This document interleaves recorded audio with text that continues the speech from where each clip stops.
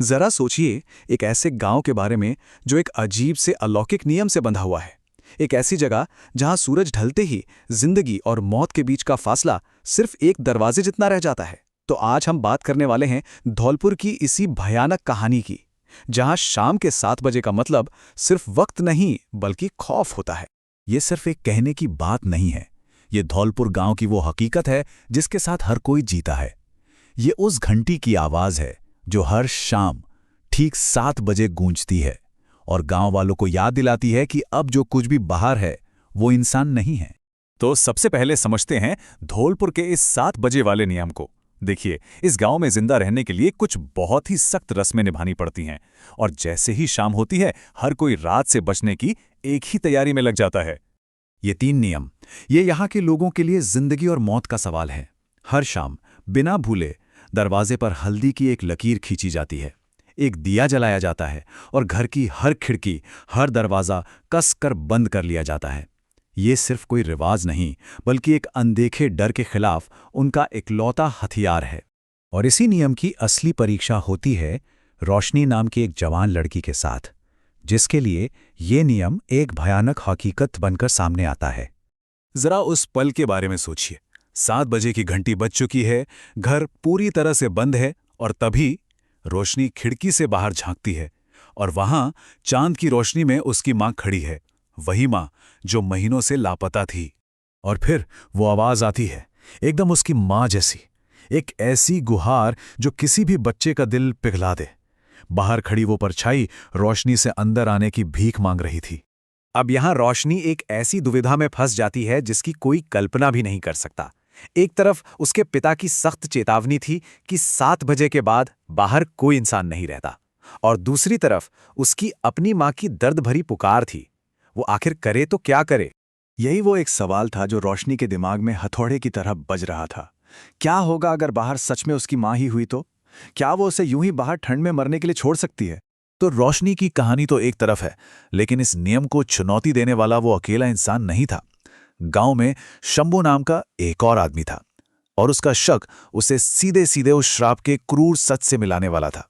फर्क एकदम साफ था। जहां एक तरफ पूरा गांव डर के साए में नियमों का पालन कर रहा था, वहीं दूसरी तरफ था शंभू, जिसे ये सब अंधविश्वास और मजाक लगता था। उसने उस रात ना हल्दी की लकीर खींची, ना दिया जलाया। और ठीक उसी वक्त शंभू को एक ऐसी आवाज सुनाई देती है जो उसके होश उड़ा देती है। ये उसकी पत्नी की आवाज थी, वही पत्नी जो 5 साल पहले गुजर चुकी थी। वो आवाज उसे दरवाजा खोलने के लिए लुभा रही थी। शंभू ने वो गलती कर दी, उसने दरवाजा खोल दिया, और उसके बाद पूरे गांव ने जो सुना वो थी उसकी एक आखिरी दिल दहला देने वाली चीख, और फिर खामोशी। उसके अविश्वास की कीमत बहुत ही भयानक थी।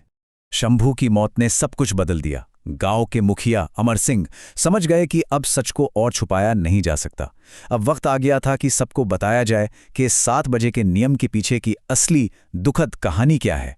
तो अमर सिंह, रोशनी और कुछ गांव वालों को लेकर उस जगह पहुंचे जहां से इस सारे खौफ की जड़ें जुड़ी थीं। एक बहुत ही पुराना, बेहद गहरा कुआं। एक ऐसा कुआं जिसकी गहराई में गांव का सबसे काला सच दफन था। तो कहानी ये थी कि ये श्राप पैदा हुआ था जुल्म और डर से। एक जमींदार ने एक मजदूर का पानी बंद कर दिया था, और डर के मारे किसी भी गांव वाले ने उस मजदूर के भूखे प्यासे परिवार की मदद नहीं की। आखिर में उस मां ने, जिसे गांव ने अकेला छोड़ दिया था, मरते मरते पूरे गांव को श्राप दे दिया।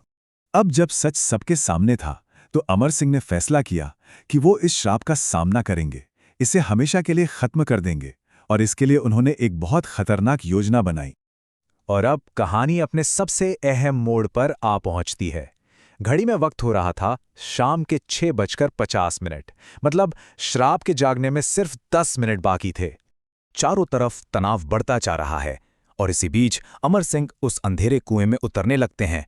वही कुआं जो कंकालों से भरा था, और ऊपर खड़े लोगों को उनका हुक्म साफ था, अगर मैं 7 बजे तक वापस ना आऊं तो रस्सी काट देना। कुएं की गहराइयों में उस आत्मा ने अमर सिंह को बताया कि उसका असली गुस्सा जमींदार से ज्यादा उस गांव से था जो चुप रहा। गांव की वो खामोशी ही उनका सबसे बड़ा गुनाह थी। तुम सब दोषी हो।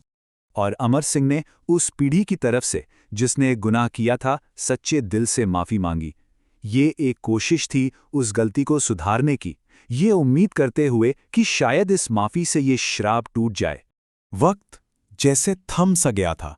ऊपर लोग रस्सी पकड़े खड़े थे, सांसें रोके हुए। घड़ी की सुई आगे बढ़ रही थी। 6:59। सिर्फ 1 मिनट बचा था और अमर सिंह अभी भी नीचे ही थे। तो उस रात कुएं में आखिर हुआ क्या? क्या अमर सिंह वापस आए या कहानी का अंत कुछ और ही था? उस रात के बाद गांव की हवा ही बदल गई। शाम 7 बजे वाली वो मनहूस घंटी फिर कभी नहीं बजी। दरवाजों पर वो डरावनी दस्तकें भी बंद हो गईं। ऐसा लग रहा था मानो श्राप वाकई टूट गया हो। और एक रात रोशनी ने उस आत्मा को आखिरी बार देखा, लेकिन इस बार उसके चेहरे पर गुस्सा नहीं बल्कि एक अजीब सी शांति थी। और ये कहानी हमें इसी एक बहुत बड़ी और गहरी सोच के साथ छोड़ जाती है। ये हमें याद दिलाती है कि हमारे कर्मों का फल, चाहे अच्छा हो या बुरा, अक्सर हमारी आने वाली पीढ़ियों को भुगतना पड़ता है।